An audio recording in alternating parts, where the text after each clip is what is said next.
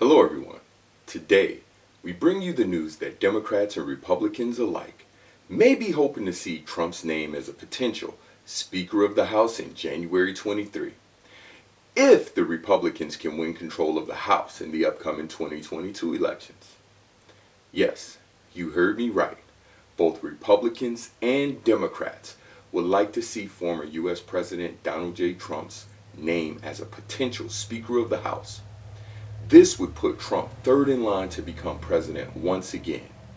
This is an insanely dangerous thought, brought to the table by the Trump supporters and Republicans who hope to radicalize the Trump support base for turnout in the elections and to help the Republicans take control of the House and potentially the Senate.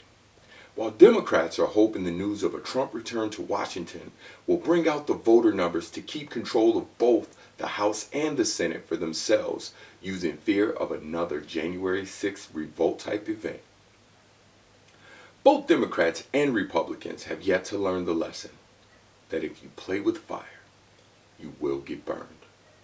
I'm your host, Courtney Clemens, and welcome to another edition of Toe the Line.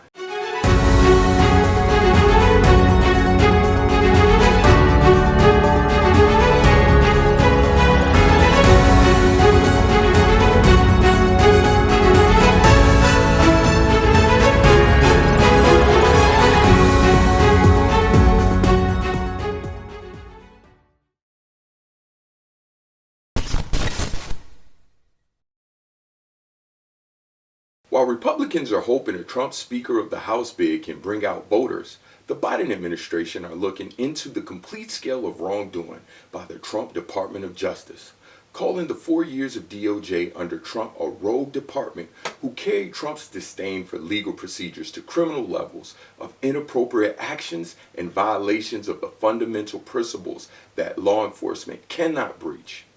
No one has been charged with any criminal misconduct as of yet, but we'll keep an eye on this as we move more forward.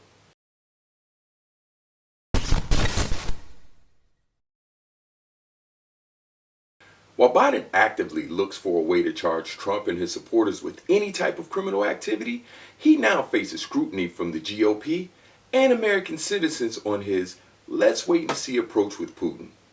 This is due to his campaign and initial election interviews and remarks that he knows for a fact Putin interfered with the American election and that he, meaning Putin, would pay a price. Here's a piece of those remarks. We had a long talk. He and I know him relatively well.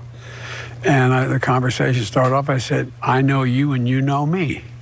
If I establish this occurred, then be prepared. Look, most important thing dealing with foreign leaders, in my experience, and I've dealt with an awful lot of them over my career, is just know the other guy. The price he's going to pay, well, you'll see shortly. Now, however Biden decides to deal with Putin, I guess we'll all just still have to wait and see.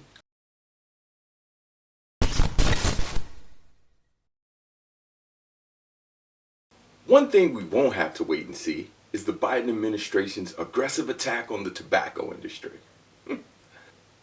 While the administration seeks to place a ban on all menthol cigarettes and flavored cigars, making them illegal to possess or sell, I have to wonder, is this now just an attack on the tobacco industry?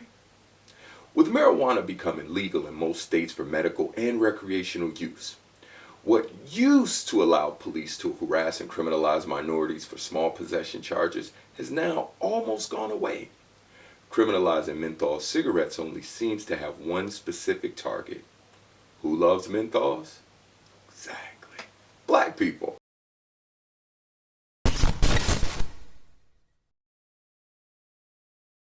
Speaking of manufacturing minority arrests, a Virginia Commonwealth officer, Jonathan Freitag, has recently been exposed for falsifying police reports, manufacturing and planting evidence, and illegally removing evidence from police lockup to plant on citizens during traffic stops.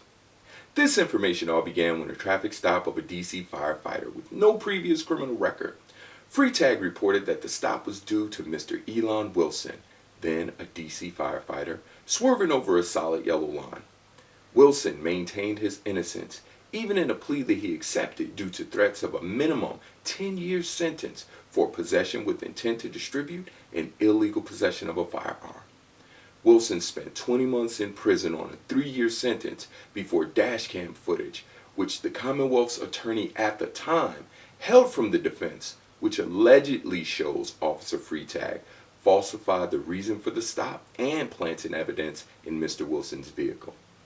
Freitag has a history of suspects complaining and making accusations of false evidence and racially motivated stops.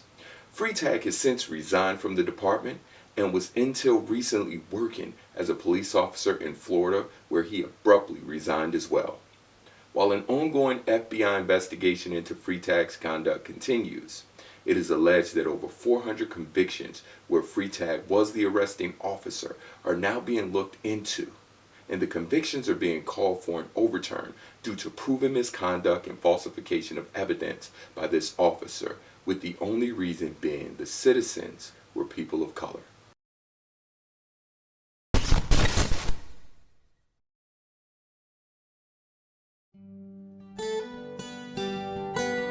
Say goodbye to those bland, overpriced teas and start your day with a relaxing and soothing drink. On the beach or in the boardroom. Hey, on the go or just relaxing? Out with those co-workers you love to hate, or staying in with the besties chatting. If it's homework or simple me time.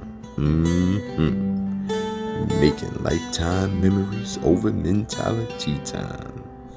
It's got to be Mentalities, a powerful tea with purpose.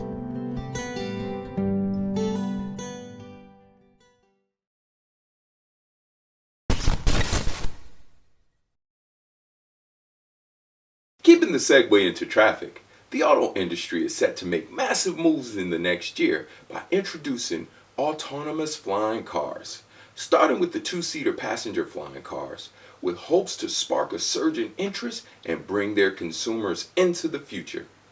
The details have yet to be fully disclosed on how this would integrate into today's traffic and safety rules, but I'll tell you what, give me some auto-lacing Jordans, a self-drying jacket, a real hoverboard, and I'll be the first to meet you in the parking lot at the Flying DeLorean.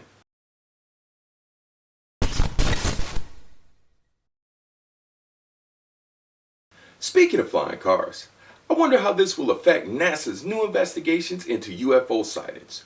With more and more military pilots claiming UFO sightings, along with an increase of civilian sightings, NASA has decided to focus on investigating these aircrafts. Along with newly authenticated ring cam footage shown here of 2 balls of light with purposeful movement, UFO activity has increased tremendously. This begs the question, should we be preparing for a world contact or for an invasion attempt? Now, no one truly knows what these objects are. They could be simply experimental foreign military crafts. So before anyone jumps the Stargate, we first have to identify the crafts. And I'm not saying it's aliens, but I'm pretty sure it's aliens.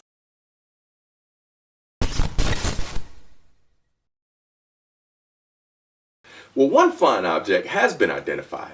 Is a Nebraska man who recently set the Guinness World Record for 60 skydives in 24 hours. Now, the 60 skydives alone is not what broke the record. It was the fact that all 60 were naked skydives. The previous record was 24 naked skydives in 24 hours. So our Nebraska friend said, "Hold my beer and let loose my junk," as he not only broke but shattered the record. I just feel for everyone who decided to look up in the sky that day. Say, hey, can you imagine? Look, that guy's swinging a burrito between his... Oh no!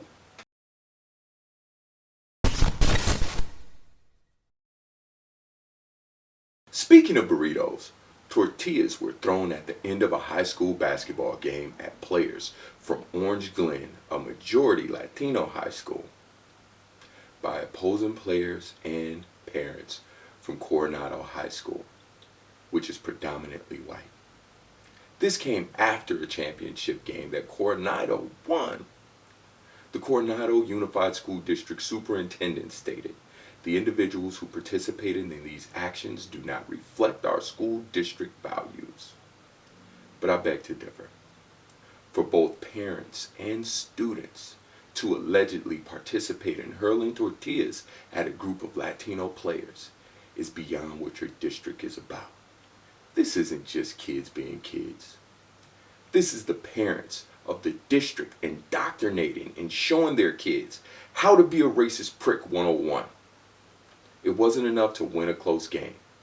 The defeat had to be taken a step further with the let's not kid ourselves, premeditated, regardless of an outcome, act of racism. They brought tortillas to the game to hurl at these players no matter what happened. Now imagine if the tables were turned and the Latino players began hurling avocado toast and unseasoned chicken at the Coronado players. Yeah, not cool, right? This is an unacceptable display that has to be treated with the most severe penalty possible for every parent and student who threw a tortilla at these kids.